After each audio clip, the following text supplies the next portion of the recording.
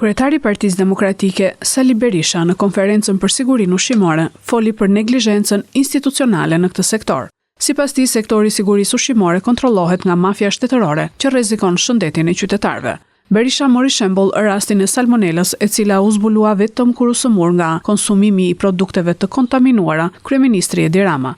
Shqipëria nuk plotson asnjë nga standardet e Bashkimit Evropian për sigurinë ushqimore, vazhdon zoti Berisha. Është mafia shtetërore dhe ajo tjetra e lidhur me shtetërorën që kanë në dorë tërësisht këtë siguri që është siguria më e rëndësishme. Shqipëria sigurisht ka sigurinë kombëtare, por ama e ka të garantuar me NATO. Dhe askush s'mund ta sulmojë Shqipërinë pa u përballë me Aleancën e Atlantikut Veriut. Shqipëria të lidhur direkt me jetën e njerëzve, shëndetin e tyre, ka sigurinë ushqimore, ka sigurinë e medikamenteve. Dhe këto që kur kontrolli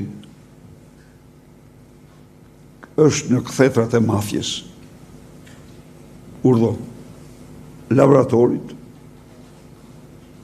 shtetëror, ministri, ja merr kompetencat dhe ja jep një laboratori privat në shembullin atyre PPP-ve të shtetësisë për të ndarë parat me te.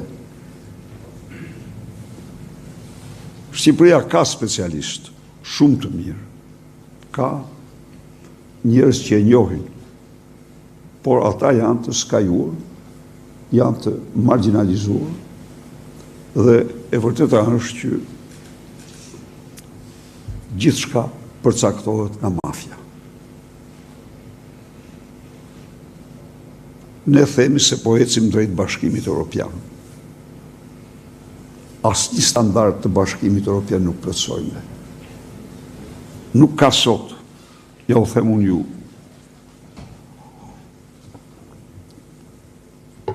në qoftë se ulet specialisti dhe i merr një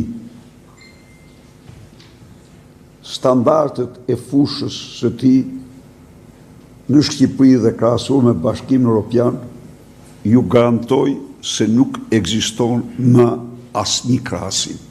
Ndërkohë, kur ato duhet të jenë udhërrëfyes, do të jenë kushtet më pozitive për qytetarë shqiptarë në mënyrë që të afrohen me qytetarët evropianë.